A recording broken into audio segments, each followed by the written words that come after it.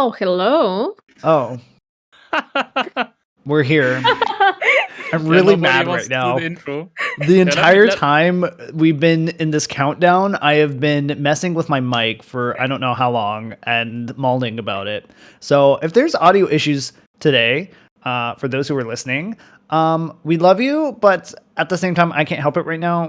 We're poor people, but soon with your support, we may not be poor. I don't know. The future is mysterious. Anyways, hi, my name is Import. I'm an Evo admin, and I also cast TMGL for Sinners, the English POV. And my fellow co-hosts, introduce yourselves. Hello, it's me, Lime. Known It's as me. Limey Lime. And Yeah. Great. One day we will get these intros down to the point where No, they're no, not so we will- awkward. We will never. The only chance we could is if we like talk about it beforehand and be like, yeah, then Limus and then it's me. But otherwise, I feel like this is always going to be it. Like, and I don't mind it. Fair. Yeah, sorry, Yeah. Dan. You can continue. no, that's it. Oof. Really nice. All right. Yeah. Then hi, it's me, Oh, Shorty. wait. People are saying that we're muted? Muted? It's good sound? No, Who's don't trolling? troll. Don't troll, please. No trolling. That's literally what we've been talking about before, like in the pre-production with Import and his mic setup. Like it's audio issues are by far the most annoying issues. And speaking of audio in general, it's me, Shorty. Hello, and I hope you can now finally hear me with decent sound quality. Because something we failed to mention last time, obviously we are looking for feedback, and if you have something to say, please do it. You can do it in the Evo Discord. There's a channel for that. You can do it in YouTube in the VOD. And we are most definitely gonna read that. So yeah, I got a new microphone. I hope it's fine now. It actually should be fine. And yeah, hopefully we fixed all the audio stuff with that, at least for now. Yeah, we'll get better with the audio stuff as life goes along here. Especially me. So within the last week I realized and learned why my audio issues, and which is terrible because I'm a caster, so I need to have good audio, and it's terrible because my audio issues are related to this being an outdated microphone and not compatible with Windows 11. So that was fun to learn. So yeah, now I get to deal with my microphone minimizing its own volume for whatever reason while I talk. But yes, the mic is floating because it's blurry. The arm is blurry. That's why. As somebody was saying in chat, acta fabula man. We're gonna ban you. Yeah, we're gonna ban you, bro. Yeah, no trolling in the chat, please. Yeah, me, Chris, trolling from in the production. chat, man. Really mad. Yeah, so anyways, thank you for everybody to showing up. Thank you guys who listen to us on Spotify. And like Shorty said, the feedback that we've gotten, we really do appreciate. Continue to give us feedback. That's really important for us. And some feedback we can't necessarily help, like some issues we can't necessarily help. Other issues we will do our best to try to fix in the future. Obviously, it's a brand new thing for all of us, and the fact that we have this pretty of a podcast is great. So, without further ado, let's talk about E-Regionals. Yes? Yeah. Yes. It's good. I've watched some of it actually. Okay. Mainly the last match from our team, our duo. And I mean, I think maybe you should actually also start with that because you probably followed it the most from all of us, so you may probably have the most input. Yeah, a smidge. I was heavily involved with the EU regional, not from a casting perspective, but actually from a coach and team manager perspective this time. I was filling Shorty's role and playing manager, coach / shot caller for Evo Pink. And so let's go over the E-Regionals. If you lived under a rock in the last weekend, there was E-Regionals. It is a step to get into Trackmania Challenger League and Grand League in the future. It's also a way to get seeds into the World Championship and All-Stars. So they are very important tournaments to attend. They happen once a month per step, whatever you want to call it. There's 2 stages in the season, and there's 3 regional tournaments per stage. Now, We just finished the first one, and our top 8 out of, I believe, over 120 teams registered were, first off with Ascent, or actually, let's start from the bottom and then we'll go to the top. So tied for 5th, so that's 5th through 8th place, was Glorious Esport, Caparul, Arctic Raptors, and then Evo Pink. Yes, boys, we had an Evo duo in the top 8. That was Deska and Stuffs. They were kind of bummed they didn't get to make top 4 at least. They had a very close match with Mint, but unfortunately for them, they kind of got Sinners out, where it was kind of the same thing as Sinners against Solari this last weekend, which we'll get into maybe potentially once we talk about the TMGL recap really shortly. But anyways, tied for 3rd was Projet Blue Lock and Mint. They were tied for 3rd. They actually end up getting money, so top 4 earned money. I don't remember how much, don't ask. And then 2nd place was Serotonin Events. They were honestly one of the favorites to win, or expected to win, because they came in as the first seed. But who ended up on top was Ascent, and they are your winners for the EU regionals. If you want to check out those rosters and everything, you can find that information on Wikipedia. That stuff is available. Stream Elements just even posted the bracket because Chris, our production guy, showed it up. Also, before we even go any further, because we're getting way ahead of ourselves, you kind of know he's existed in the background for the last 2 episodes, but now we are bringing him fully to the front for at least our fact checker. We have our fact checker, we have our production. It is Chris. Yeah, hello. I had to unmute myself. Ah. Yes, it is me, Chris. Hi. Yes.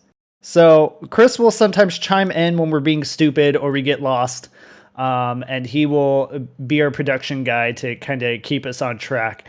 And make sure we don't get too a little over ourselves. And that way we can avoid these awkward pauses sometimes that we've been having in our podcast, where we're trying to listen to what Chris is saying in one ear while trying to not necessarily have dead air while we're talking. So hopefully in the future that will work. But anyways, all right, now we get to move on.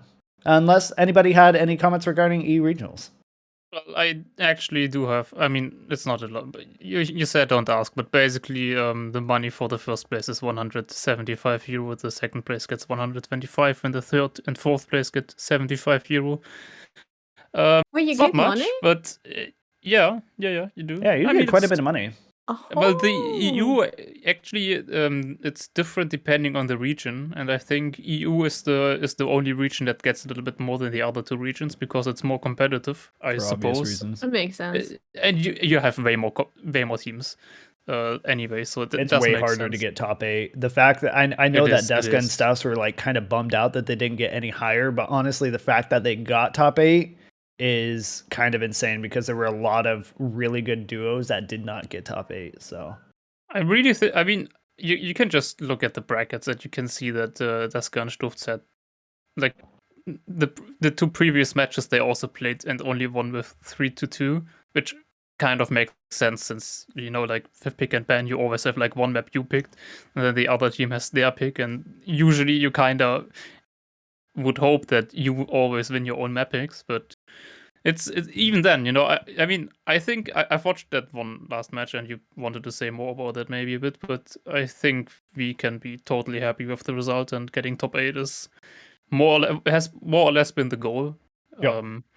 That is the goal, to get top 8 at minimum. Pretty much, yeah, exactly. And other than that, I mean, the matchups, I don't really know. I don't like with speculating and saying, yeah, this team maybe would have been easier, especially on this level, because you don't really know how the other teams would have played against them. They played well. In the end, they lost, but it's also been the first event, so it shouldn't. From what I understand, all the seeds that made it to the top 8 were top seeds. There was no like major bottom seed that like did a run. So I think pretty much Ascent, Raptors, Evo, Pink, Mint, Blue Lock, Caparul, all Glorious, and Serotonin. I think those top 8 were the top 8 seeds. It makes coming sense, yeah. in. I'll have to double check. I actually have a list somewhere of where that information is, but yeah. I'm actually a little bit surprised that Ascent won against Serotonin. I don't know. I didn't. I wouldn't Oh, I have. think had If you it. would have asked me before, I would not have guessed that Ascent is gonna win with Arthur and Xerath. But obviously, they are very good players, and I mean they won, so you know that the result speaks for itself, of course. Yeah, actually, so I am gonna slightly correct myself here. Although I think it's kind of weird. So Serotonin Events was seed 1, Mint was seed 2. That's who Evo Pink lost against. Arctic Raptors was seed 3. Project Blue Lock was 5. Ascent was 6. They were the winners. Evo Pink was 7. Glorious was 8. And then Kappa Rule was 13. And then there's one other, right, that I'm missing. It's or is that all of them? Yep, that's all of them. So yeah, there's your top 8. So they were all at least top 13 seed or higher, majority of them being a top 10 seed. So everybody who made it to the top 8 was expected to make it to the top 8. And honestly, Evo's run, if you want to, like you said, it's really dumb to speculate, but if anybody wanted to at least like try to counter Evo's run, they ended up playing TOB X Shift, which was a seed 10, and then they played against Mint, which was seed number 2. So it's not like our run was breezy, like easy breezy either. Also, we had the potential of ending up with Evo Pink versus Evo Black in the top 32, I believe it was. So that would have been really rough if that would have ended up happening. So, but yeah, well, I mean, it would have been rough, but it would also have been kind of funny. It would have been a nice match to cast and to look at later, but obviously you don't want that actually happening. Yeah, I didn't want that to happen for so many reasons. But I mean, I know who would have won, and I love Sinas. Like, he knows I love him, but he even knows what would have happened. So, like, they had scrims like a night or two before, and it was just kind of not even close. So, like, we would have known what would have happened, but at the same time, it's like, man, why we got to take each other out? But yeah, luckily we didn't run into that situation. So, but I think that covers this topic.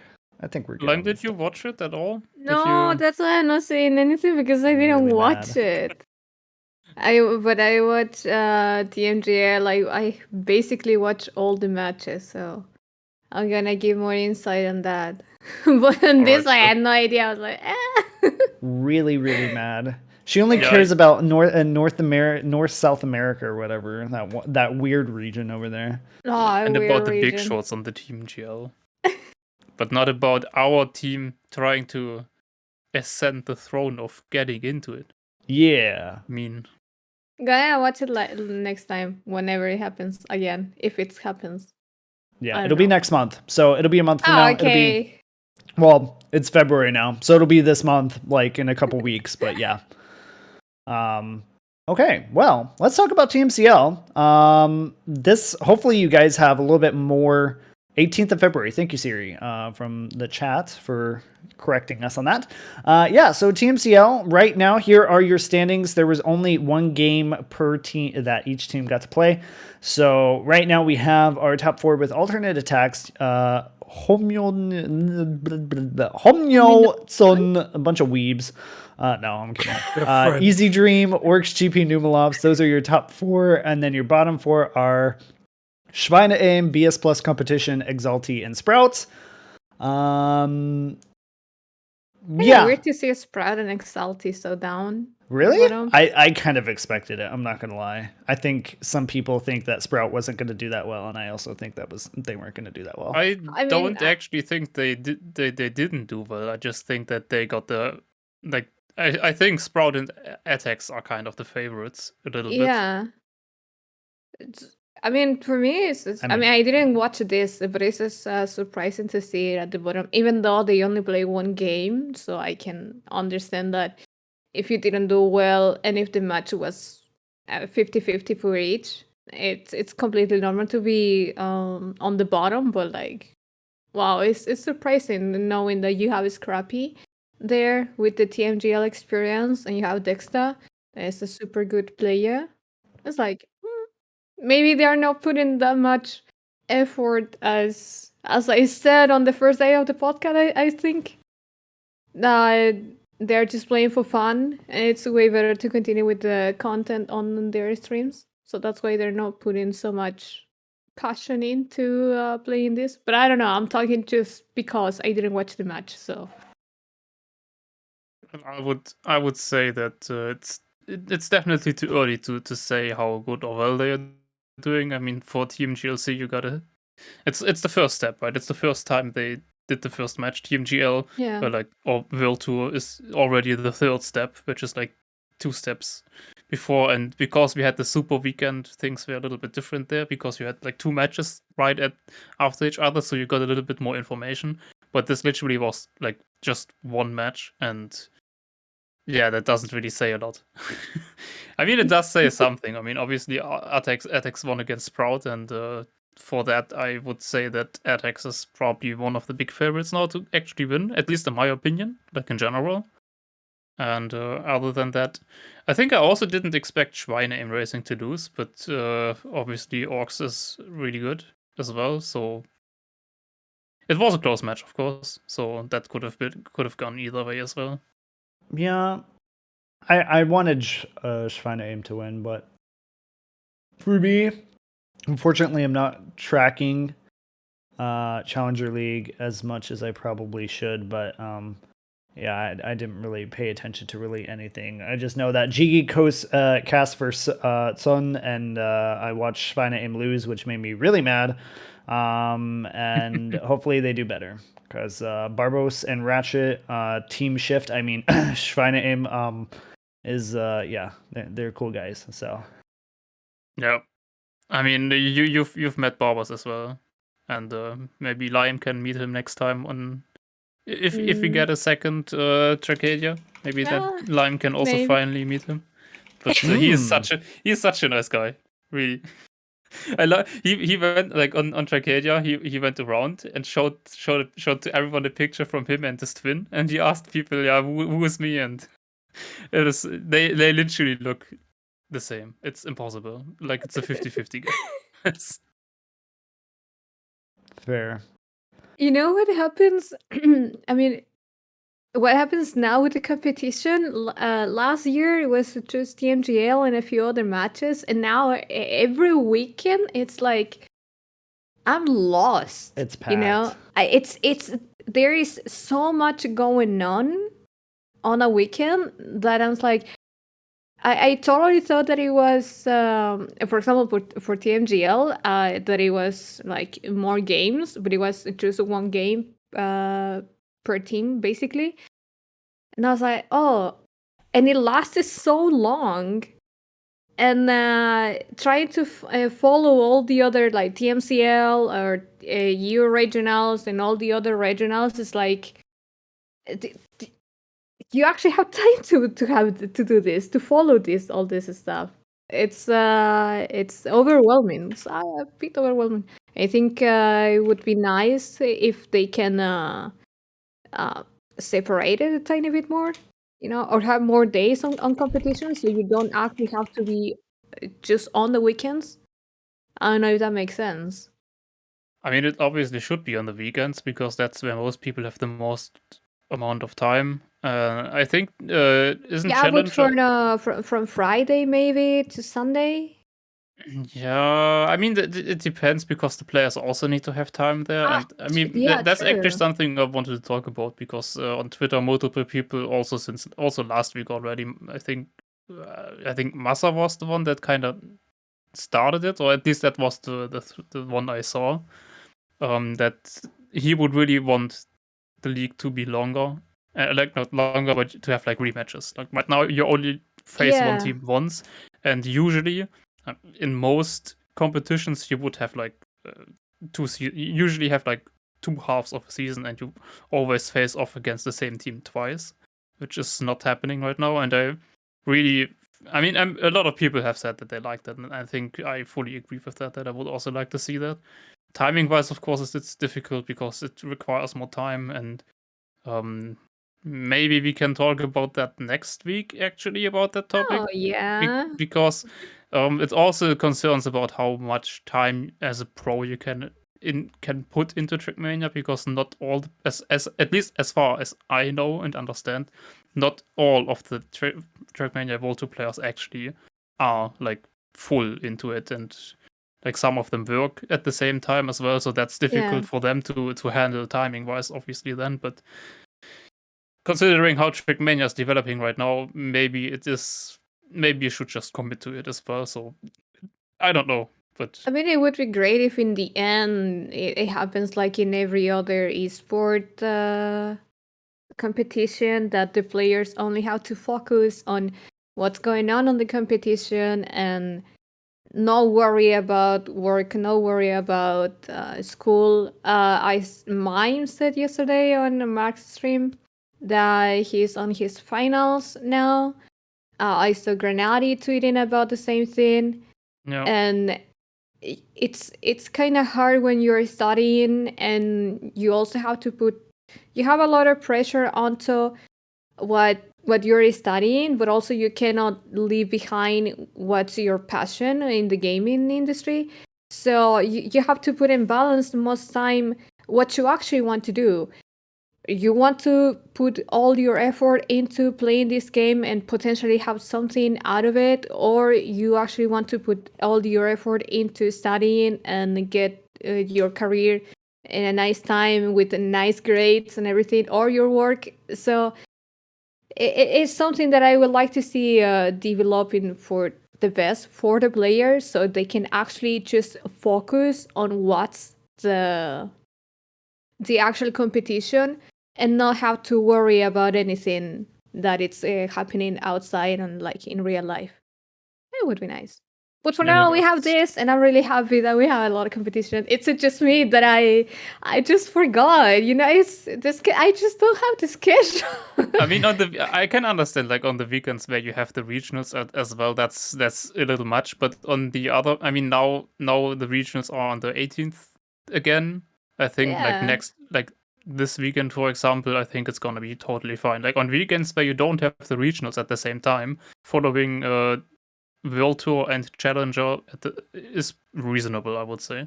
Obviously, you're not gonna always have time on your, but it's the same for other esports as well. You don't naturally always watch all of the matches and the group stages for that kind of stuff either in the league system. Time. Yeah, because you have to, for example, Trackmania, all the competitions are happening in the weekends. Also, League of Legends, for example, is also happening in the weekends. And then you start competing with other type of games, to catch the audiences. So, I don't know, it's interesting. Yeah, let's actually. I think there's more to cover with that topic, and I think we most likely are gonna do that next week, right? Yeah. Hopefully. I want to talk now. Yeah. No, but sorry for No. It's okay. I was told to shut up for the last like two podcasts, so I was letting y'all have your moment. Anyways, no, you can talk. It's fine. This is gonna. I wanted to briefly like kind of give my opinion on that topic too, and when I say briefly, it'll be briefly because I think it'll be really good to talk about that next week, and I'll give my opinion, then we'll talk about we'll give a hint about next week. Yes, I think that there needs to be more games.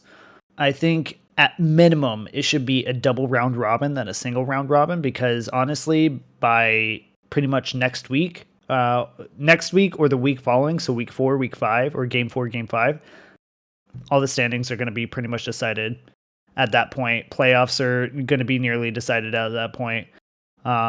Like really, when you have so few games, the variance in terms of the actual standings is pretty clear. Now, are there going to be tiebreakers? Very likely, because you have so few games. So there's likely going to have to be multiple tiebreakers to decide who's going to get into the playoffs. But outside of that, yeah, it's I think it is too few games. I think at minimum it should be a double elimination. So instead of 7 games that each team is going to be playing, it should be 14. And what a super week to me entails is not necessarily 2 games a week. A super week to me would be 4 games a week. I'm thinking League of Legends style, because that's what League of Legends does. They do a double round robin, and they play one game on Saturday, 1 game on Sunday. And when they have a super week, it's 2 games on Saturday, 2 games on Sunday. Yeah, Or they split it across 4 days, where they do it at Friday evening, all day Saturday, all day Sunday, and then like Monday evening or something. Yeah, So, to make it longer. I think that is also an issue, because just having one game, like practicing the whole week, sometimes even more, and just having one game and not showing what you're capable of in that game, it's for the mental of the player. I think personally that is just so fucked up. Sorry, because you don't have another opportunity until next time, and the next time it's the upcoming weekend. And if you don't show up what you're capable of in that weekend, then it's always the same. Like it's building frustration, I think it can drag you down more easily if you let it get to you. Yeah. I think having more games it's better for the mental, and it's better for the content, because you see each other fighting each other in a high quality games. But that's gonna be for later, I guess. I mean, we'll talk about it more next week for sure. So as a hint to everybody, or a little teaser to everybody's in here, I'm not going to name who it is, but we will have finally our first guest on the podcast. The podcast. Yeah, that's what we're going to call it, the podcast. No, we're going to have the certain unnamed person is using a gamepad. Yeah. So we'll have we're gonna have a guest on the podcast next week. Oof, my brain. And they are somebody that everybody knows. It will be a very, very special guest. We'll tease that shortly after the podcast, probably at the beginning of next week. And yeah, I think you guys will be really surprised. I think you guys will be really excited. And I'm excited. All I can say is that they play Trackmania. Wow. Yeah. Wow. I know. I narrows it down. About the game, innit? You guys are welcome for that one. But yeah, you guys are gonna have to tune in and tell your friends. It is somebody who is very, very popular in this community. I'm just not gonna say who. I can tell you it's not. And he's not Norwegian. There you go. Narrows it down. And it's not Hylas. He plays Trackmania. He's not Norwegian. It's not Hylas. Imagine though. Oh, but that would, I mean, we no, maybe not. Imagine Virtual being on this podcast, bro. I mean, whatever. If he wants to, sure, but I'm not paying him money. He can come on here for free like everybody else. So this is just for the love that we have at the game. We are not getting paid, but if someone wants to pay us, more than welcome. Yeah, if you want to pay us to like advertise your crap like gaming product, sure, why not? I'll take your money. That's exactly how you get sponsors, by calling them we're taking every sponsor. No. Yes. But yeah, no. Anyways, TMGL, that happened. This scoreboard is really sad for me, considering the team I cast for. But yeah, so we'll start from the bottom. We have our only 0-3 team, our only team with 3 losses. That is Sinners Esports. Ended up in a very, very, very close game against Solari, where they were up 2-0, and everybody was like, this is the moment for Sinners. Yes. They're going to come back. They're going to like prove everybody wrong, and this is going to be amazing. And then, yeah, they fell apart. Actually, so this is the match I do want to focus on, mainly because it's my perspective. We did cast another match. We casted ITB versus Carmine Corp, which was also a pretty close match overall, and Carmine Corp ended up winning that one. You know what happened? Every match was close, but continue.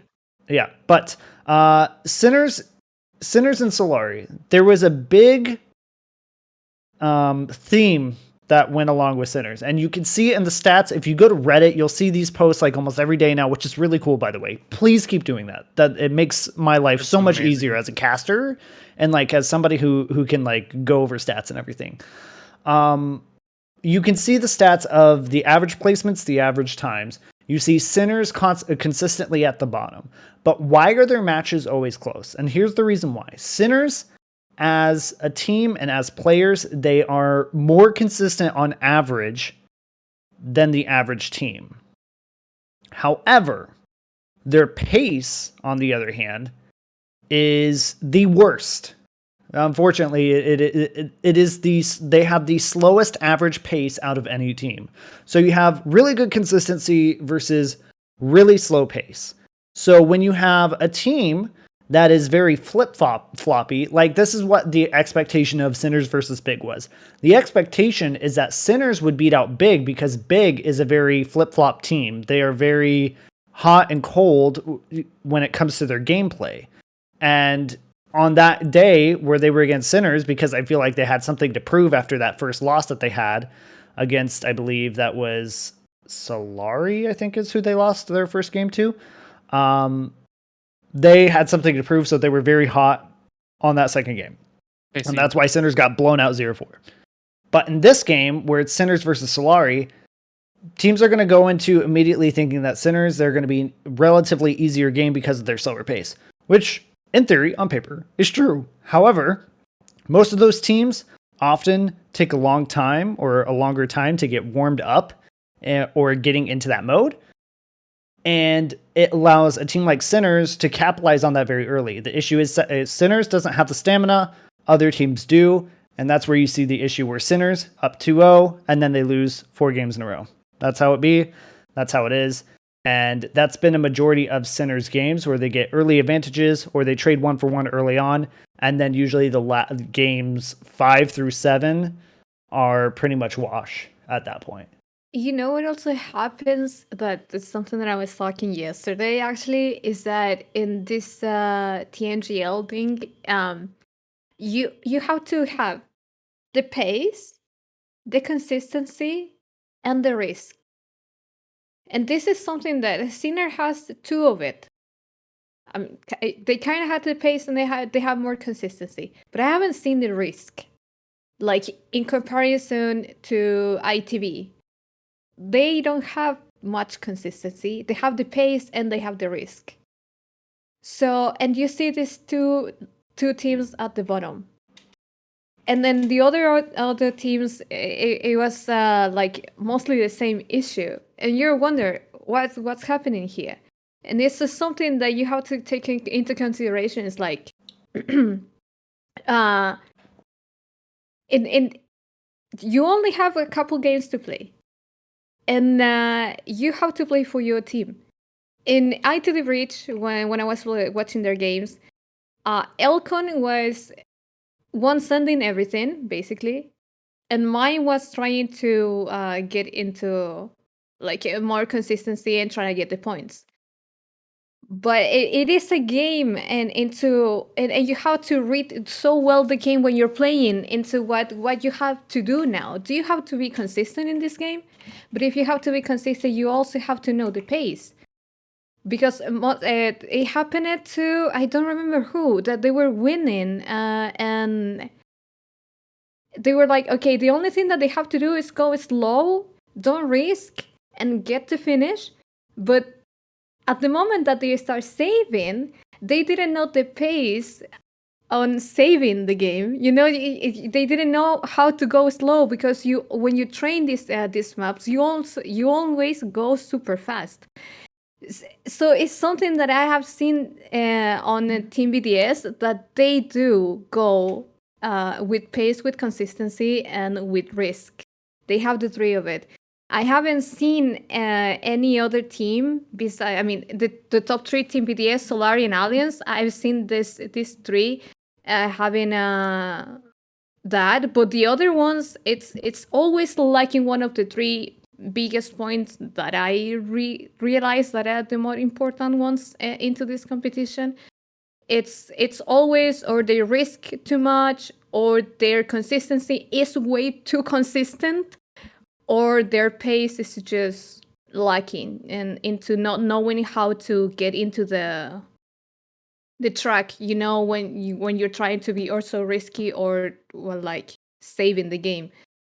I don't know if that makes sense. I don't know how to explain it correctly, but it makes, in my mind, it makes sense. I don't know if you catch my idea. I kind of get what you mean. I think maybe one thing that I always felt is the case in Trackmania, you kind of like, there are players that are just naturally more consistent than fast, and there are players that are just naturally more fast than consistent. Yeah. I think there's a certain playstyle where you kind of that or the other. Like, you have good days, you have bad days, where sometimes things shift a little bit. But if you think of someone like Spam, for example, I don't know why, but he's the prime example, because I think it's similar to me. He's like, Spam always used to be a very safe Yes. driver. Like, he has the consistency, but he lacks the pace. But on the other hand, you have people like, I don't know, maybe Alcon, for example, or Mime. They are like very fast, but maybe have some more crashes, stuff like that. So that's something that just doesn't really shift that much. Like, over time, of course, you can change and try to like get yourself better. But overall, I think most players tend to be either more risky but fast, or more safe and consistent and not so fast. But obviously, you want both ideally, and you kind of need both, of course, and that's the goal, right? But it's difficult to actually having both at the same time is really difficult.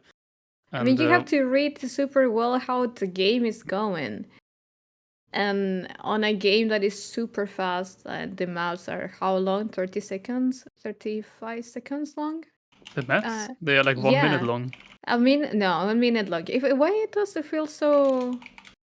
Well, the maps are like 1 minute long. Like, this season, they are even longer than they ever been before. Like, there are some maps. I think there's one map that is over 1 minute 10. Agility dash is like 1 minute 30. Yeah, or even agility that, dash is stupid long. They are stupid long. So, but it's okay to finish.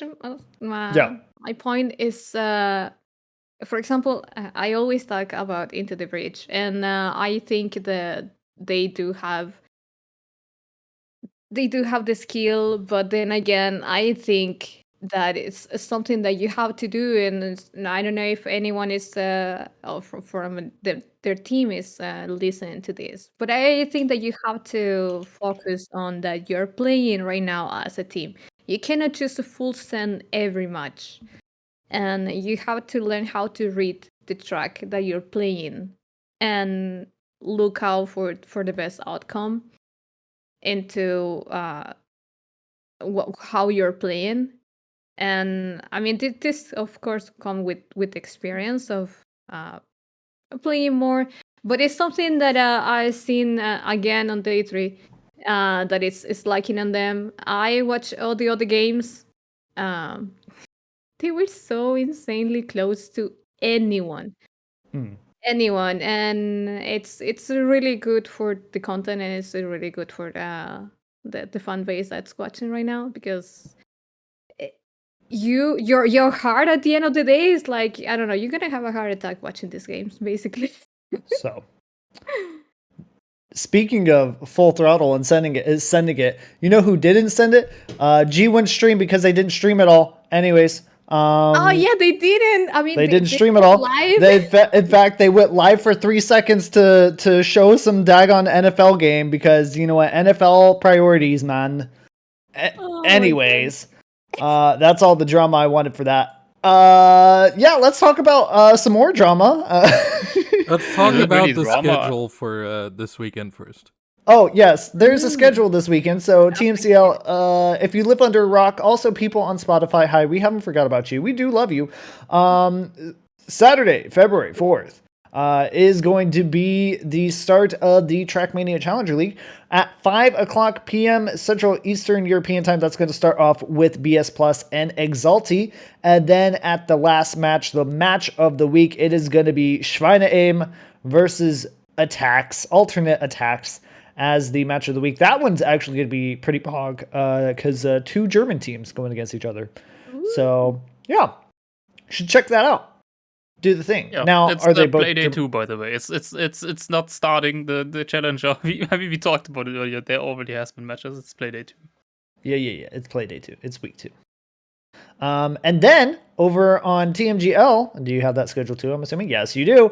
And on Sunday, it's going to be February 5th, starting off with 5 p.m. again. Why is Sinners playing first match? BDS versus Sinners. Yikes. That's going to be fun for me to cast.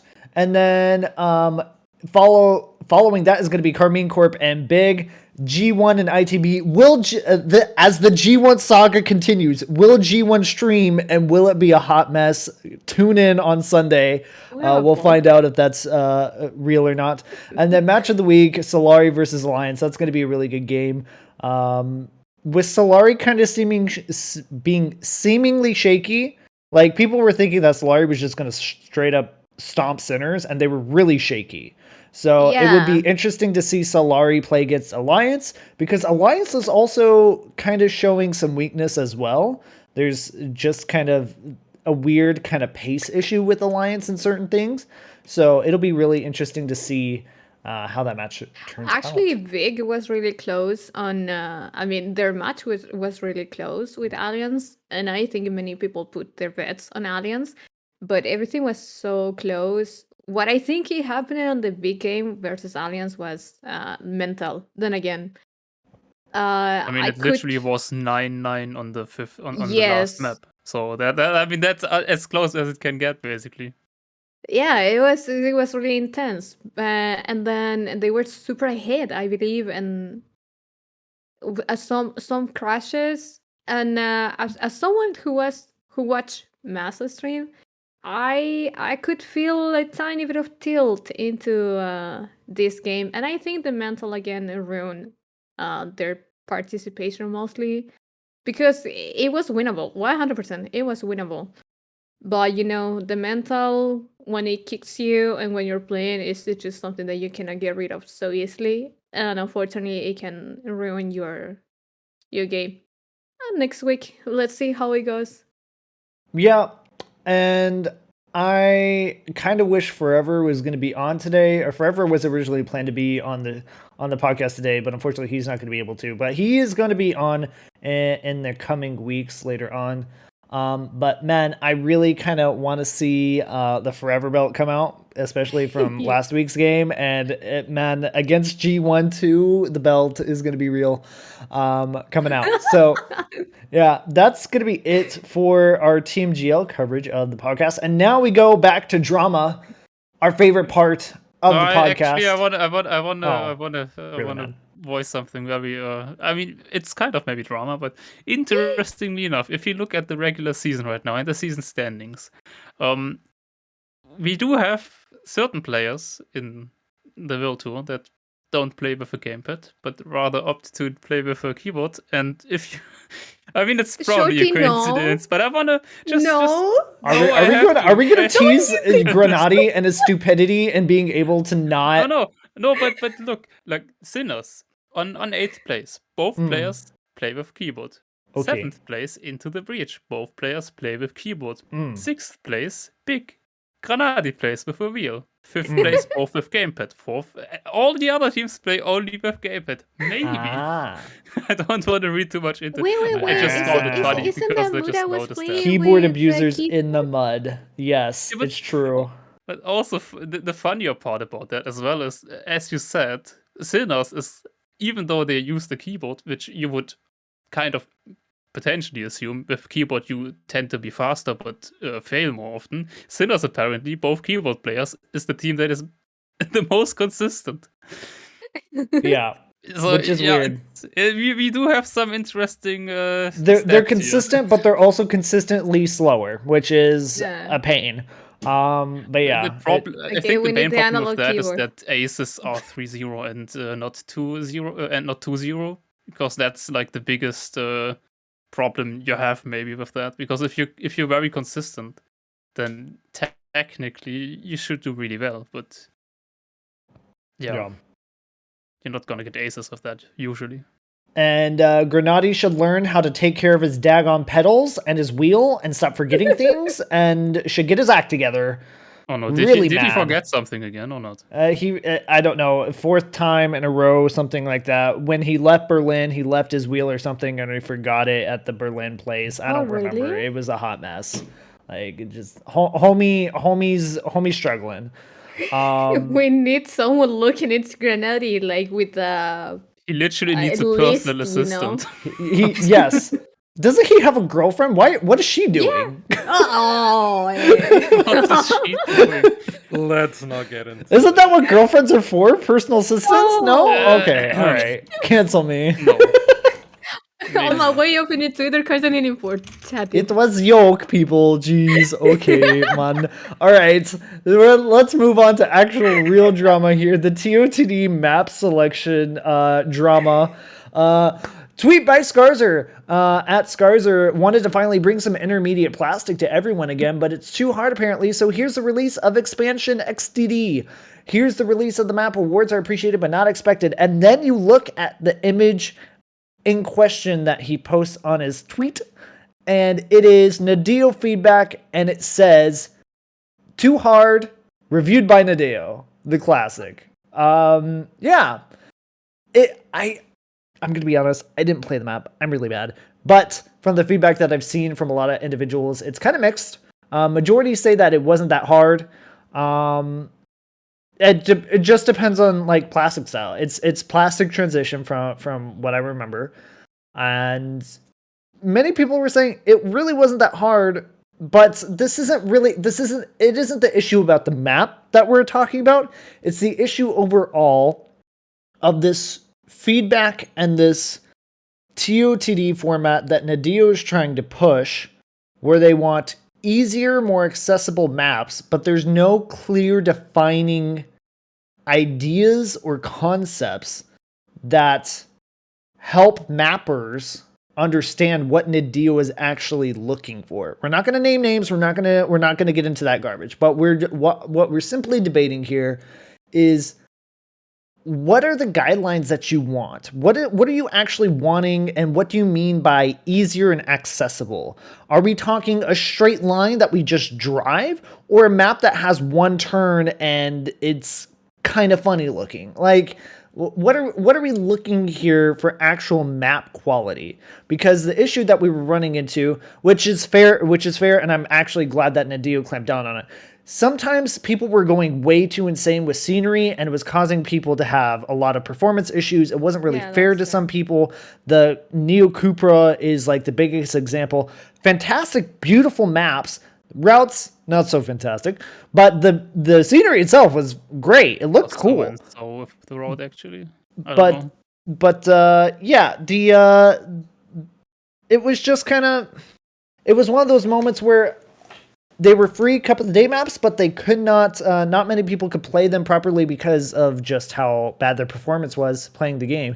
The game has its limits, unfortunately, and a lot of the mods that we use and a lot of the things that we use when map making kind of go beyond the original intent of the game, especially with a lot of the creations that the community makes, which isn't a bad thing, but sometimes it can be a little bit much. Now, on the reverse side, let's take it away the scenery part. Sometimes the routes themselves can be also very difficult, to the point where not many people, even the best players, will struggle on them. And that's kind of where it's like, okay, sure, we want to make them easier so that everybody else can be able to play them. But the too hard, Chris, thank you. The too let me retrack here. So, a tweet here by Neko Chim. Man, what is people with weeb names? We'll talk about that in another podcast. Stop with the weeb names, bro.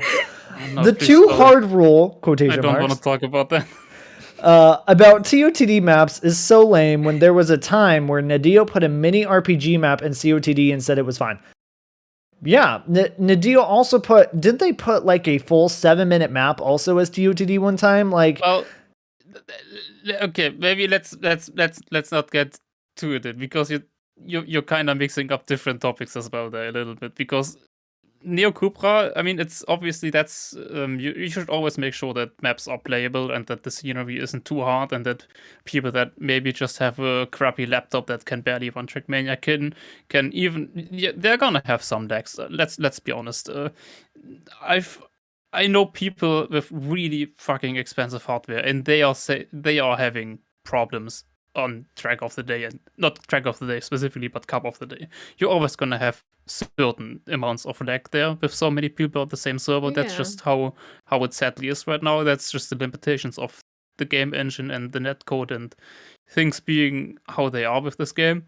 But since you mentioned the Neo Cupra, Nadeo did step up with Neo Cupra, and they did fix the main lag issues that those maps had with the mod. The only thing that they sadly didn't fix, apparently, so far, is that if you don't get the mod, you kinda can't really, you can play, but there's going to be some really weird issues there. Like that's not how it should be, considering that mods sometimes don't load. Of course, they always should load, but that's not really the main topic. So I was the one that wanted to talk about this. I'm not really sure how to phrase things, because obviously I'm It's okay. in cup of the day and in track of the day selection. I have my past. Let's put it like that. We don't have to go too far into it. There are a lot of things to talk about there technically, and I know that I'm rather privileged with the way that basically all of my maps, which are also rather hard, like basically all of them are rather difficult to finish, except one, have been selected for track of the day. I'm aware of that. The main reason why I saw that tweet and I was like, huh, is, as far as I know, and I've got this, not it's been a while, but there always has been answers from Nadeo also speaking in some mapping discords, speaking about exactly what you mentioned, Import, that they want to tell you how, or they talked about a little bit what they expect. And map difficulty was never a criteria. Like Correct. like It was people always assumed that maps have to be beginner friendly, but from the deal point of view, at least what we got told so far, always, it never, like, a map being too difficult or not, never was an issue. Like, that's why I'm confused. Yeah, Because the main I don't issue was the AT that they were saying. They were saying, "Yo, you can't have a super hard AT. Like it should at they least also be." don't care about that. They never cared about No, it. Well, no. it's So what I'm getting Chaos. this information from directly from a Nadeo employee himself in the TMA Discord, where he posted guidelines for all the TMA mappers, saying this is going to be the guidelines going forward for our TOTD decisions, and that was basically a whole lot of nothing. And then in the middle there, it says we want to focus more on easier ATs. We want to make sure that these ATs are accessible by not necessarily everybody, but it shouldn't only be exclusive to the top 10, top 5 people who hunt it super hard. An AT should be achievable by at least like the top 100 to top 200 players. And that was like the main guideline given, that the AT should be easier in general. That's literally the only guidelines, and that there should be less intensive scenery that reduces performance. Yeah, I want to interject here really quick, because Shorty said map too difficult was never a deciding factor before. That is technically incorrect if you look at Terra Via, the Forever and HTMH map. Yes. That was denied because the end jump is too hard. Because it's too inconsistent and many people. I'm not saying that there aren't exceptions for that, but generally speaking, there never has been. It never was a topic before. Like, people always were like, "What the fuck? Why is this map so hard? How does this get track of the day?" Like, we always had some maps that were really difficult. Like, but pretty you difficult. know what happens with track of the day? It is something that since I started the game, when I started playing the game, I have always said the same thing. Track of the day should focus on a map that is, yes, beginner friendly, but also it has to be the capacity of the pro players or the best players of the game to actually hunt the game. So a newcomer to the game can actually enjoy this game, this map. It doesn't have to be necessarily easy track. It doesn't have to be necessarily like just one line, one turn, and that's it. No, there are many tracks that had been challenging, that had been difficult, but that are also beginner friendly. And also, it gives the challenge to pro players, the most advanced players, to hunt it and set up a really good time. It also, the AT is quite challenging, but it is reachable for a new player if they put on time to reach that. And I think that is the thing that it's lacking when you decide which map is going to be Cup of the Day or not. Is that they either play the map and they think, oh no, this is going to be too hard for a beginner. And I was like, who decides what is hard for a beginner? Who decides that is this map is too hard for a Cup of the Day or is too easy for Cup of the Day? Who decides that? I mean, it's exactly that. Like, difficult and beginner friendly are not necessarily like it. You can have a hard map that is at the same time still beginner friendly. Just because a map is hard doesn't mean that beginners can't enjoy it as well. Like Yeah, that's basically my main thing. Like, I don't want to say that I'm unhappy with map selection or track of the day. Like, I'm like recently, especially like the rest half of the year or something. Like the first month or so, I was really competitive about track of the day, and that showed in the voices and in the YouTube, and that's why people like didn't really like my opinions, because I was just so focused on winning and not having fun that I commented maps differently than how I would actually comment them if you just randomly or normally ask me to test or what I feel about them. But generally, like, now that Cup of the Day is obviously a daily thing and you get used to it at some time, and now I just, when I play it, and I play it pretty often usually, I just play for the fun. And since then, my opinion has massively shifted. I do think the map selection is really good. You have really nice mixture of sometimes easier maps, beginner-friendly maps, sometimes a little bit harder maps, different styles. You have certain maps that outside of Track of the Day would never be able to play, because those kind of maps are just not tournament friendly at all or stuff. And I'm not even mentioning the first of the month. That's a different topic. Yeah. But you have certain creativity things that you can do with Track of the Day that with other normal maps you just can't do. And that's why I'm happy. And I always thought it's great. And I'm not saying that the Scarzo map exactly should have been chosen or anything like that. I also didn't play the map because I can't right now. Maybe the map is too difficult. I don't know. I don't care. That's not really what I wanted to say. I just wanted to say that I'm hoping that the map selection can stay as it is, and that we do still get challenging maps, because even some beginners still also like challenging maps, and the Trackmania is kind of about having a challenge. And I don't want Track of the Day to be something, once you get really good at the game, it's gonna be boring for you, because Track of the Day should be for all of us. And that means that sometimes a map also has to be challenging and more difficult. And if sometimes a player is saying, yeah, this map is too hard for me, well, on some days it is. Maybe, it should be a nice mixture, and it always has been. Yeah, and that's you why I decide saw which that, and I map you was want like, to play. too hard? That confuses me, and it made me be like, not sure. I find the entire concept of too hard, too easy. I mean, how do I put this?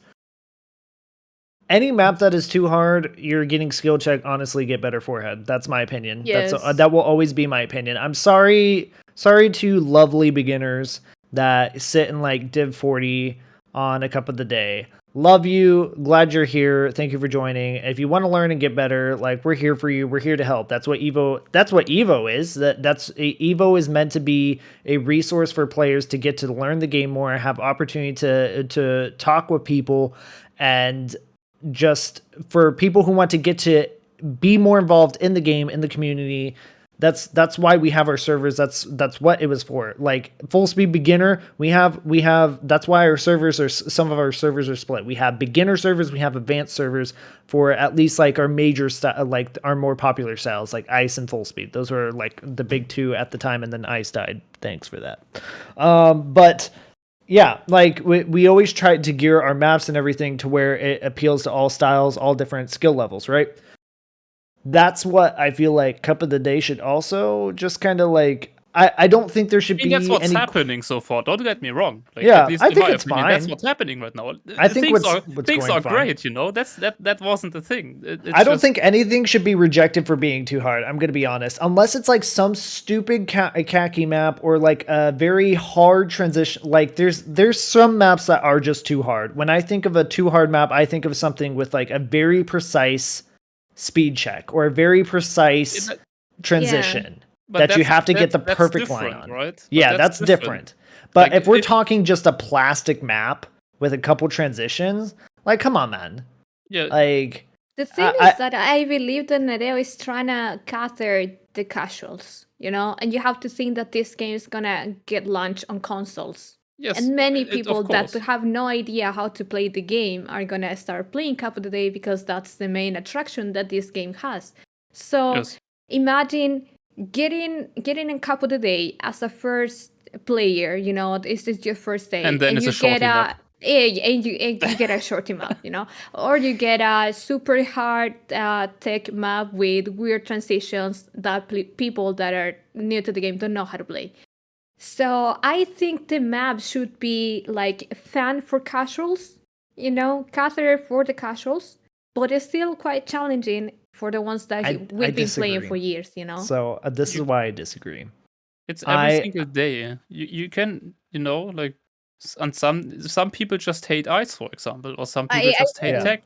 So some people are gonna hate difficult maps. Well, yeah, but you also have to think you have to put yourself in a position of the company, you know, when you're launching your game and you're trying to get as many people as possible, and you're trying to gather as many people as possible, you know. Right now, that's their main goal, I believe.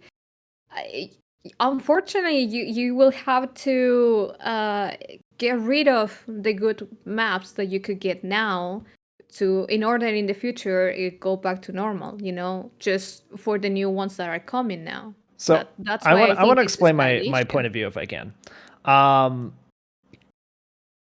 I disagree with the catering to casuals. I have always from the games that I have played,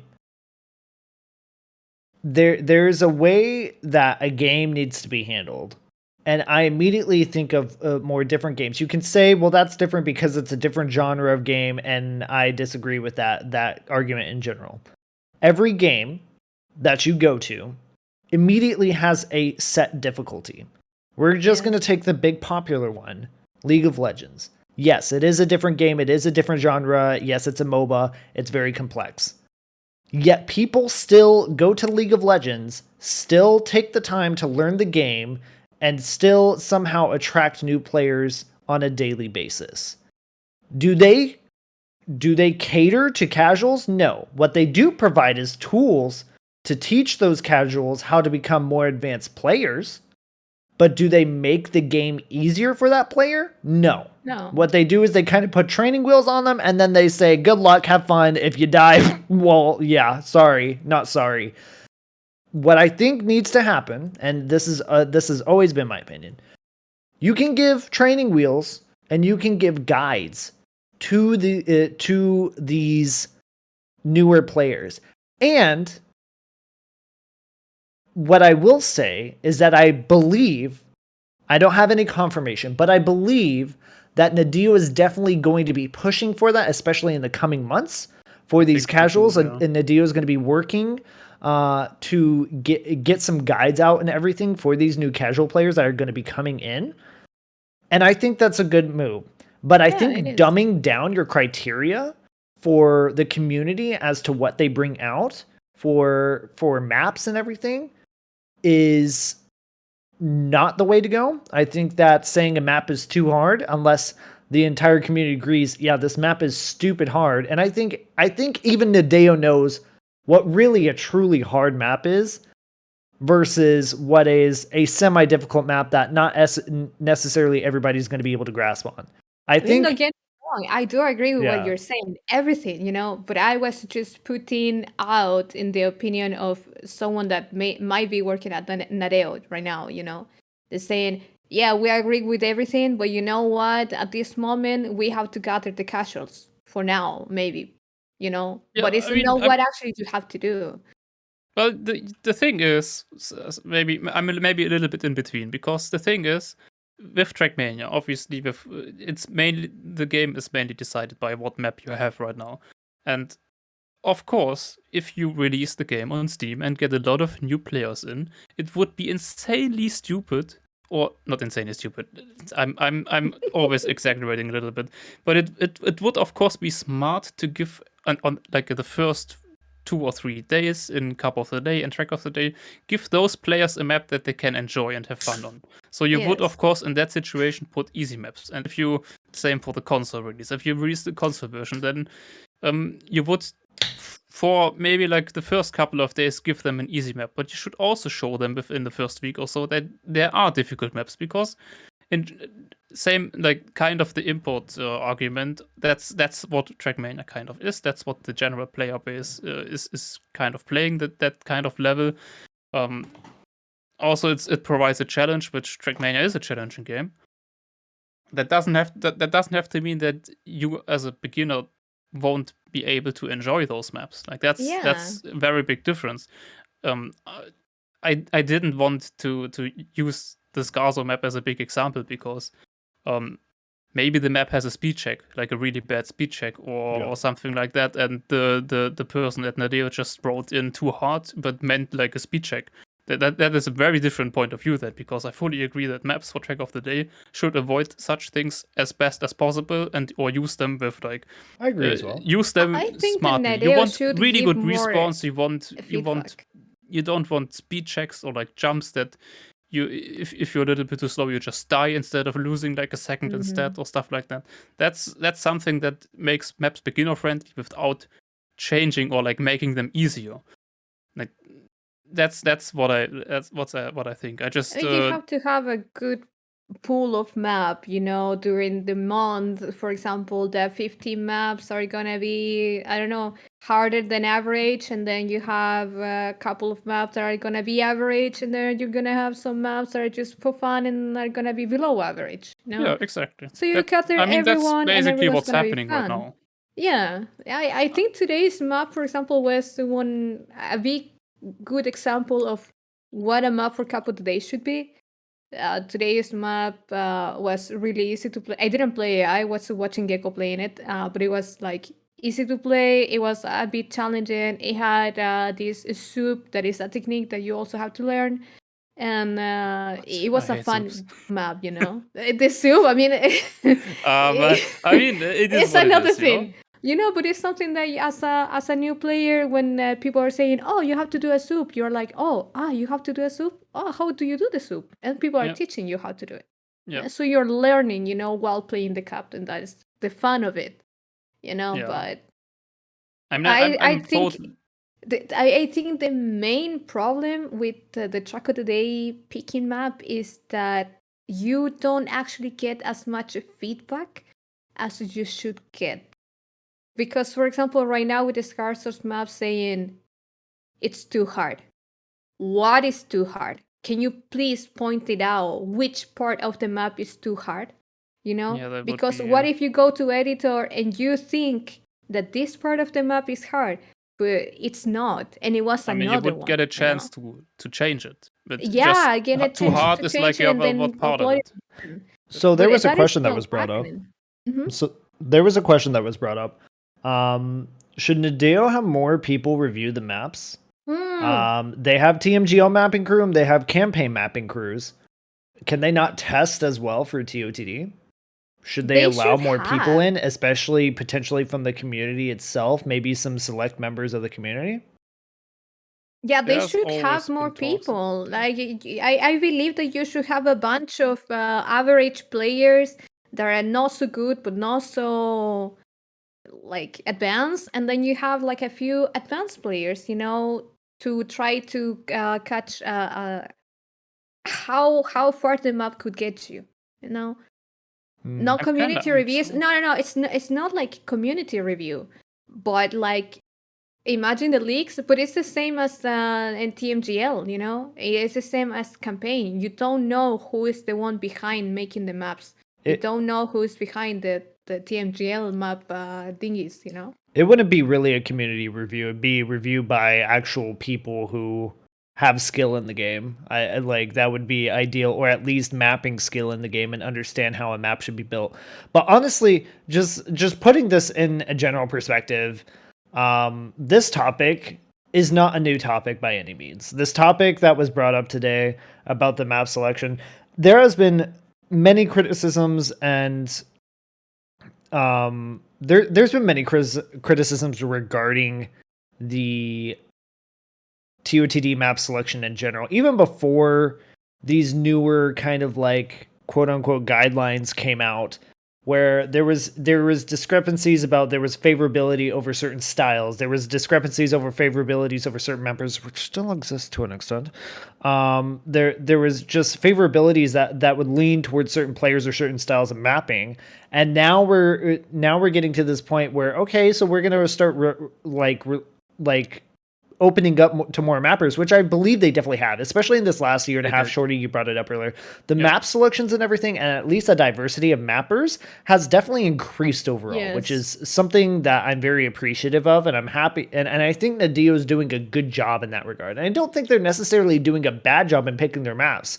Yeah, that's exactly what I wanted to say. Like, I just wanted, I thought it's a great topic to talk about, but it didn't, like, maybe I'm not sure. I think we've made things rather clear that we are pretty happy with how things are. I just saw that tweet and I was like, maybe it's a good thing to talk about because we like how it's I think we all can agree that things are pretty good how they are right now. Yeah. And I just was maybe a little bit scared that it would maybe shift and get worse again now, in a weird direction, and that's basically just why I thought it would be a good topic, because I'm perfectly happy with how things are right now and I want them to kind of stay like that. Sure, you can always improve things, but and for me, CD in our chat said this question, and I have to address it because he addressed me directly. He said, "Import, you literally talked about how awful the jury selection process was for Team Awards."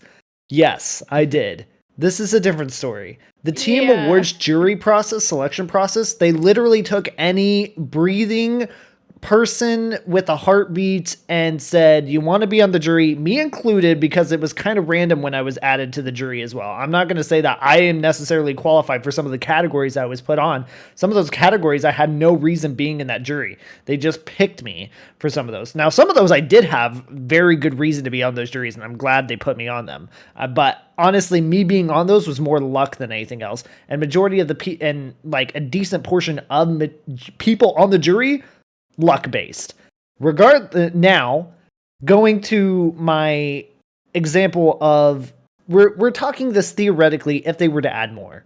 I think Nadeo would definitely be, and they already are very selective of who they work with and who they allow to become reviewers of certain aspects of their game and maps and campaign in general. And oftentimes, even with those individuals having the access and ability to give their input on certain things coming down the pipeline, Nadeo will oftentimes just be like, okay, nice input, but we're still going to do whatever the heck we want to anyways. So in the end, it doesn't really matter like what we debate or what we say.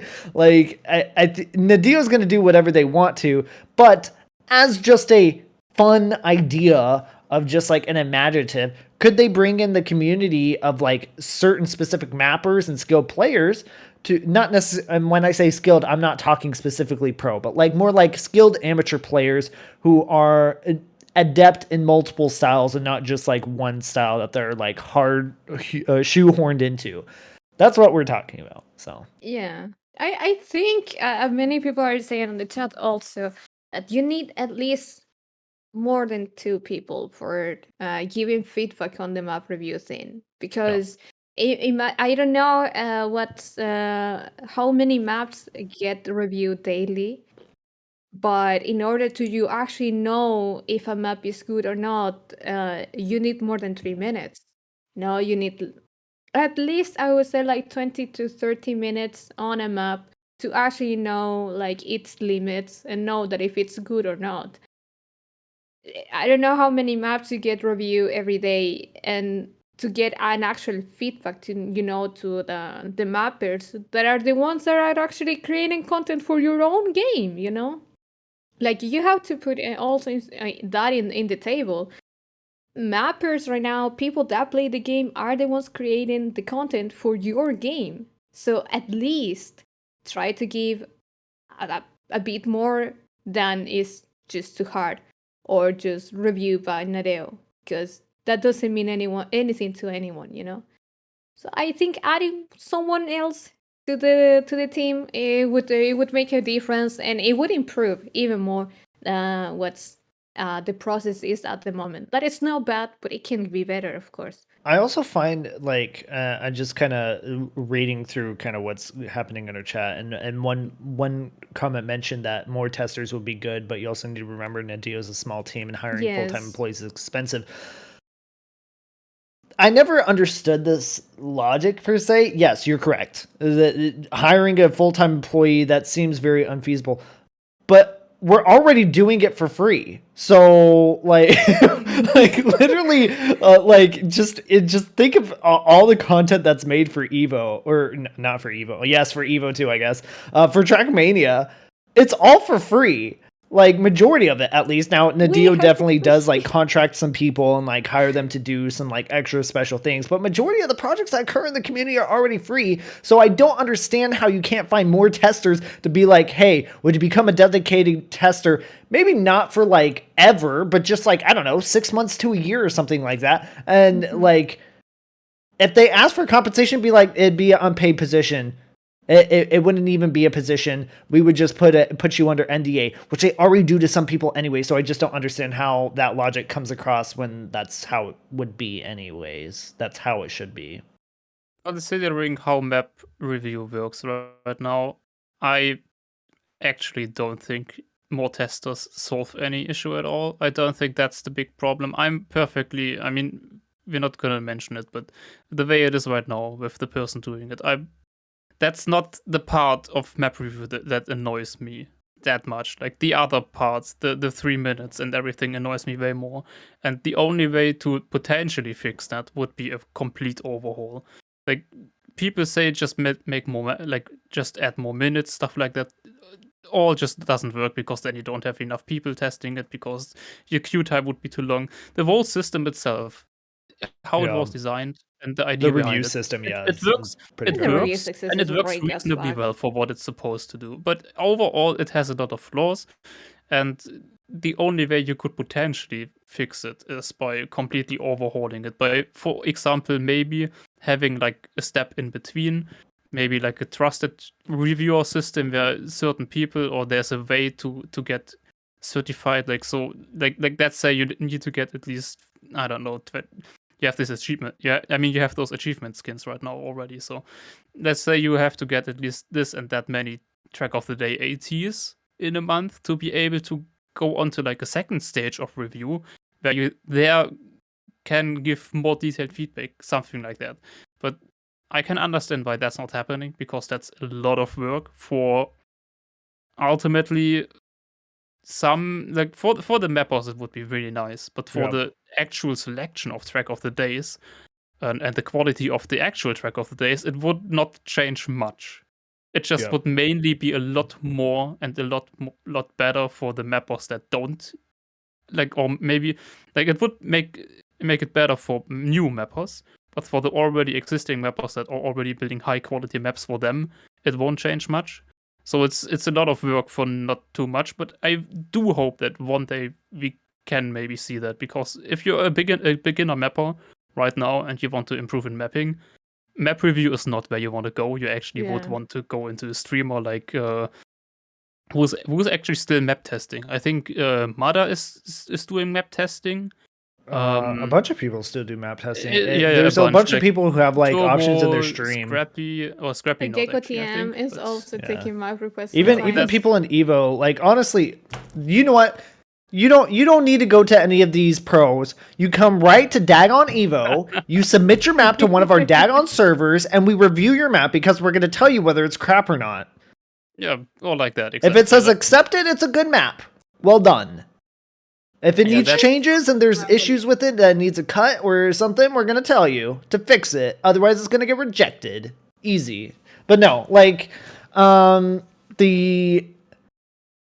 have those people. What was I gonna like? Oh, it was Chris. He brought it up, like an offline review mode. Like, why not do both, right? So why not do something where you have the current review system, which is it functions for what it is right now. But then also you add an offline function where somebody can go on their own time and go through a queue of maps that the game just randomly sorts and is just like, here's a queue, have fun with it. And you play offline, you get unlimited time, and you hit the next button, pops up the thing, rate it by stars, you rate the stars, you move on. Some people stars are not enough. You would that's where you would want detailed feedback, and that's where you want to make sure that the people giving the feedback are actually good at the game and can give you that feedback. Because otherwise, it's not helping you. Like it's or do the stars and then have a little comment box underneath. Yeah, but if it's random people giving you those stars, it's not gonna be actual like good feedback. Like I'm sorry if that sounds elitism, but really mad. No. With more time, maybe it would be better. But just looking in general, just getting like stars or feedback from random people is probably not the best. You would rather know who the guy was that gave you feedback, and yeah, you would want to know that the feedback I'm getting is valuable feedback. And if anybody and everybody can give feedback, then you can't be sure about that. That's what I want to say. Yeah. Well, my opinion matters more. No, I'm kidding. We beat this topic to a dead horse at this point. I think it's time we can safely move on at this point. Like we like how things are overall in general. Please don't change. Yes. Nadio, we still want to do work with you. Please don't hate us. This is just our opinion. We do think you are doing a good job.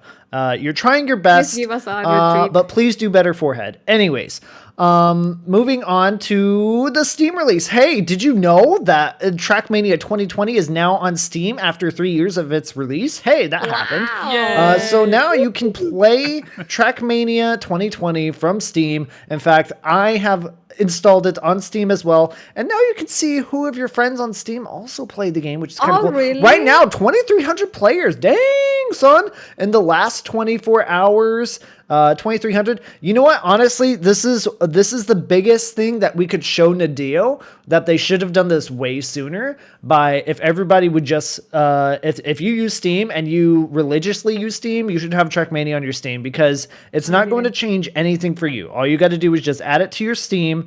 It will still launch through Nadeo Ubisoft, but it tracks user activity, and this will actually be a really useful stat when we're tracking daily users for Trackmania, because right now we just kind of like shoot a number in the air and we're just kind of like, it's this many players today, but like now we actually have legit numbers of what the peaks and everything are. It's really good stats to have. Now so start boosting those stats, nerds. Playing a Cup of the Night. That's a really good. If you're a watcher of Mark's stream, you're gonna know what I mean. With how many people play Cup of the Night.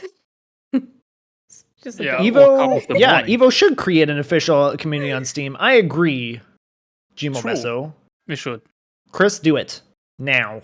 We actually have one in preparation for once our sports club is out. I'm not surprised, actually. I think aren't I a part of it? Yeah, aren't I in it? Venom, if you're listening, post it in chat, please. Yeah, amazing. Import. Okay. All right. How do you not know? I don't.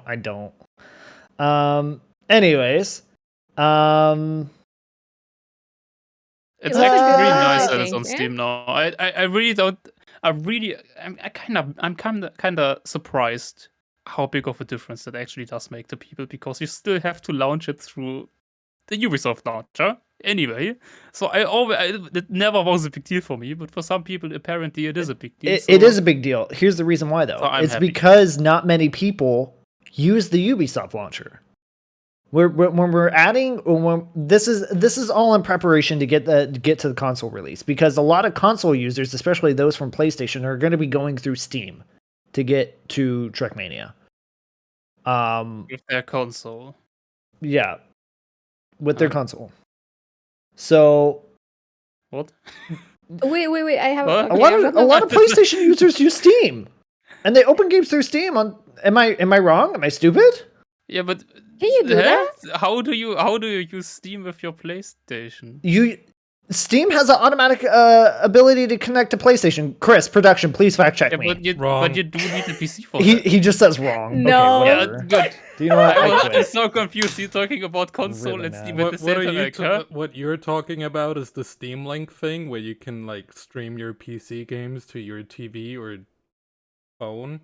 But no, PlayStation has no Steam integration. Oh, whatever. Okay, and you know what? I quit. No, If whatever. But still, okay. Let me rephrase my argument because that actually doesn't really matter to my argument at all. My argument is that Steam is used and is one of the most widely used publishers for video games. Yes, Mhm. of course. It Course it's good, but the people I've always found it interesting that people actively say it's not on Steam. Okay, then I won't play it. Why? It's just like one step more, like one step you do manually instead, like getting the launcher yourself manually. Yes. Or you Because probably people are already had it anyway. lazy. It's way better advertising though. Yeah, yes, yeah, of course. I fully agree with that. Like it's way better this way, of course. but- Trackmania actually now If you're sounds like talking a legit about- game. You know that it is. Oh, the game is on Steam. Oh, it's legit. I'm gonna play it. But if it's not on Steam, it's like it produces you like. Ice Yeah, Crusher, you should be Why? burned on a Who's stake for thinking like saying that? getting it on Epic instead. I would never touch Epic with the 10-foot pole. That malware piece of garbage that we call Epic Games is disgusting, and you should be banned. Yeah, that's something Import said and not us. Okay. No, that's what I say. Yeah. Epic Games, really mad.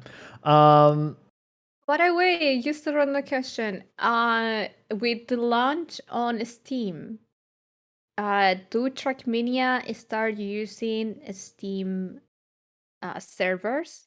For No. example, when No. it comes to Track of the Day? No. Because they posted on Twitter that today, as the launch and stuff, Track of the Day will have a bit of issues and stuff. But I was thinking, isn't that you're gonna start using servers from Steam, or that is No, not They how use it the works? same. I don't know. They use the same infrastructure, but obviously a lot of new players means a lot of server stuff going on and things Yes. like that, and some bugs maybe happening because of that. So in general, because of the Steam release, there's gonna be more pressure on the whole infrastructure from Nadio, and that can today we cause had no some weird Track of issues. the Day, Maybe. so it was good. Was it a free cup of the day at all today or no? No, I don't think so. So Probably then not. I don't see how it would have really affected cup of the day, because like it would affect if there was like a ton of people getting on and it was free cup of the day, but it wasn't. So Yeah, it's true. Bad launching day. Why are you yeah. launching Also, on a day that why is would not you? free? Yeah, why did you not choose to do a free cup of the day today? That would make I so much understood. sense. Yeah, it would have made so much sense. Marketing team, what are you doing? Marketing team is struggling at the moment. They are on that struggle bus, but we love them regardless. Yeah, so I guess it's time with Q&A. We could start hitting the Q&A since people have already been already asking questions while we've been talking about things. But if you guys have any questions, you can go ahead and sit it right now in the Twitch chat. Spotify and other streaming platforms, we love you, but we do the show live on Twitch, which you should watch sometime if you have the ability to at your own leisure, starting at 9 p.m. Central European Time every Thursday. So, any questions? Anybody? And right now we have no questions. Woo! Yay! I love when anytime I ask like Q&A with chat, I'm like, hey guys, you want to say something? And everybody's like, no. Well, okay, You guys have then, so many fine. questions. No. During when we're hardcore chatting, man, you guys have so many questions and you want us to like answer things, but then when it's actually time to ask us questions, you're like, nah, brah. Yeah, I have a because this question. already The happened. duality of the chatters. I have a question. Okay, ask the question. Go ahead. If you could have a LAN event in Germany, what would be the preferred city you have it in? Hamburg. Oof. Düsseldorf. Düsseldorf? Oof. Düsseldorf? Okay. Yeah, I'm living there. Would be closer. I mean, Frankfurt? Anyone? like that's the only thing I care about. Bielefeld. How about Ready for Munich? Gamers Assembly? It's a French event, and I was not invited. No, Really please mad, don't, so no. no. Munich, not Munich, please. Actually, Munich? I No, really no, hope no, that that's Gamers Assembly does it. really well, but yeah. Would love to I would love to go to France and do an event over there, but it's in French, and that I know speaks the French. Do you think Steam and console releases will actually get a lot of new players, or are we on copium? I think that it will gradually happen over time. I don't think it's going to be like this huge, like, oh my gosh, look at all these freaking people, man. Like, dang, like Trackmania is alive. No, I think it's going to happen over time. And I think it's going to be kind of like a slow, gradual snowball rolling down the hill kind of thing. I mean, you have to also get that there is no hype. There is no actual real hype that Trackmania is going to be launched on console. Like, we as a community know that it's going to be launched as console. But I don't know if outside the community it's actually being advertised as a new game, kind of. I don't. That's going to be released on console. This is not talking a thing. about Nadeo. Yeah. It's not advertised at all, probably. Yeah. Maybe when it launches, but I think it's gonna be what this game still has the weirdest pay model I've ever seen out of any video game. So that should be an answer enough as is. It's not that weird if you. It is pretty weird. Yeah, but if you wouldn't have 2 paid tiers and only 1, then it wouldn't be that weird. But because we have 2 different separate paid tiers, that's what makes it different. Like, we have weird. paid tiers, but we don't have microtransactions. It's kind of weird. Is it? I mean, they could have done so many things with the driving pilots. They could have done things with skins. They could have done things with car customizations that wouldn't have affected any of the models, like hitbox wise. It's way nicer this way, of course, since we can do whatever the fuck we want. I mean, yes, but I think there could have been an easy line of, and this would be a perfect topic for another day, of where Nadeo could have been like, okay, this is our stuff that we get to play with, like the car model, the driver model, like helmets maybe even, or something like that, where you can pay money to support the game to get these cool like models and variations. Everything else is still the community's. Bam. Like literally nothing would change. Like today, the driver models and the car models like are still unchanged. The tires are the first thing we've actually seen of a variation of tire models before. Like that would be perfect if you just like mess with that kind of stuff. I mean, maybe we are going that way. Maybe not paid, but considering the tires, maybe they are going to do similar things for similar parts of the car, like the spoiler, for example. Yeah, maybe. I think it should have happened from day one, and I would have chucked my wallet at it because I'm that stupid. Where was the one question that somebody was asking? Somebody was asking how do you start on a comp map, like building a comp map? I would say ask actual mappers that you see like often get recognized for things, like maybe Cup of the Day mappers, even just like, hey, the or Waypoint, just guys, isn't that the build competition maps? Waypoint? Wait, it's a competition. No. Just... No. Those are enemies. Actually, no. Waypoint's like half of us. Anyways, yeah, good starting point. Unfortunately, I don't have that answer for you, but you can definitely ask that question in the Evo Discord potentially, or you can ask. We had a mapper in here. I don't know.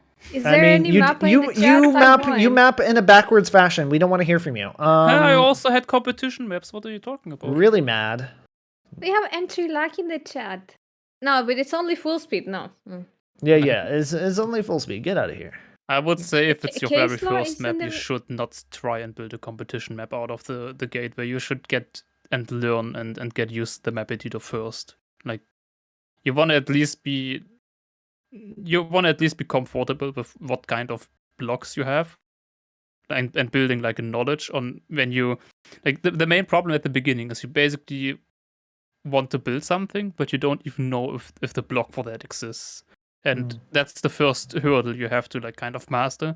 So you in your head, you kind of have to know this are the blocks I have, and then building will be way easier and way more fun because you can plan things ahead with the blocks in your head already.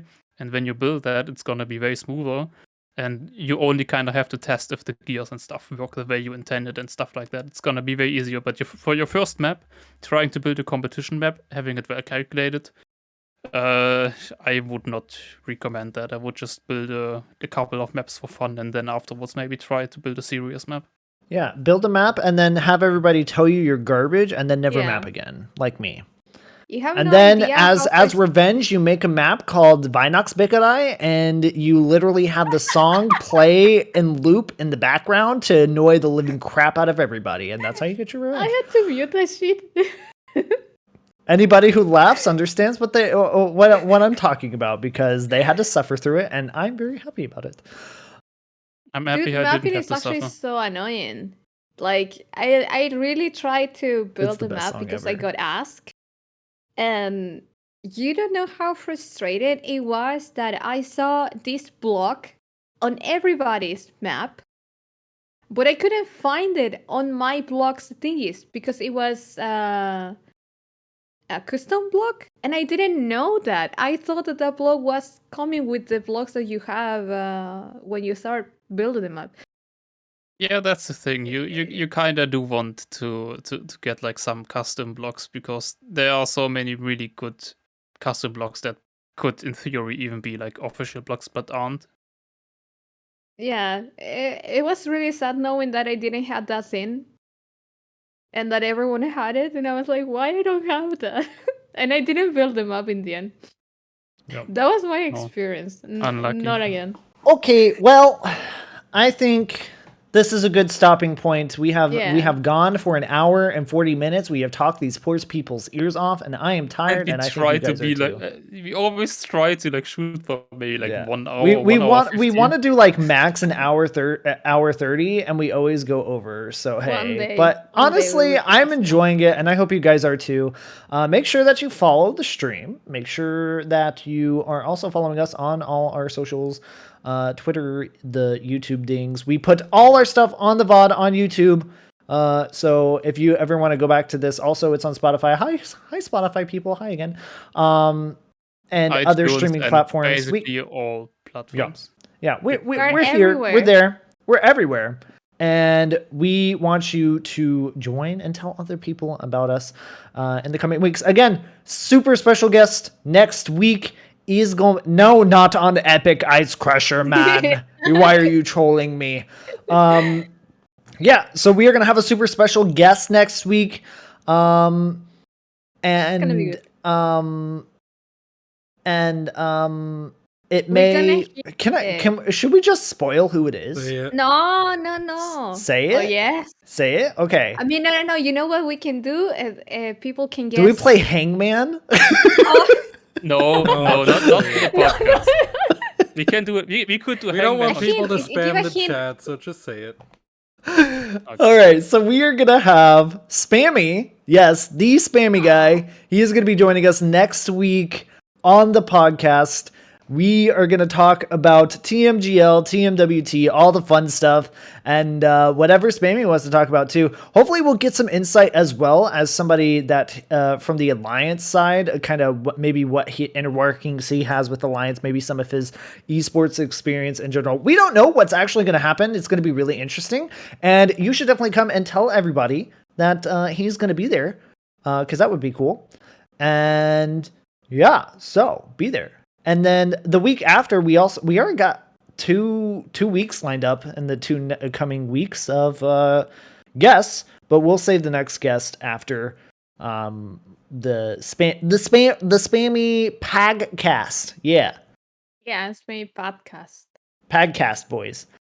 But that is going to be it for us. Also, make sure not only to follow Evo Trackmania, but also make sure to follow me, Lime, and Shorty. We're also on Twitter. Basically, if you just search our names the way it shows right now, you will find us on Twitter. Not me, And actually, not me. My Twitter is a different thing. I haven't changed it. oh, your Twitter? Don't follow me on Well, Twitter, really though. mad. You can follow us on Twitch too. I stream and I'm also casting, and I would really like to not have 20 viewers on my TMGL cast. That's kind of sad. Otherwise, I'm gonna have the French guy make a tweet about my bad viewership numbers again, and that's really weird. Anyways, that's gonna be it. That's for tonight. Yeah, well, good luck with that, Import. I hope it works. Yeah, it'll be okay. All right. Well, you guys have a good rest of your evening. That's gonna be it from us. Yeah, we'll see you next week. We need Goodbye. outro music. Bye. Where's my music?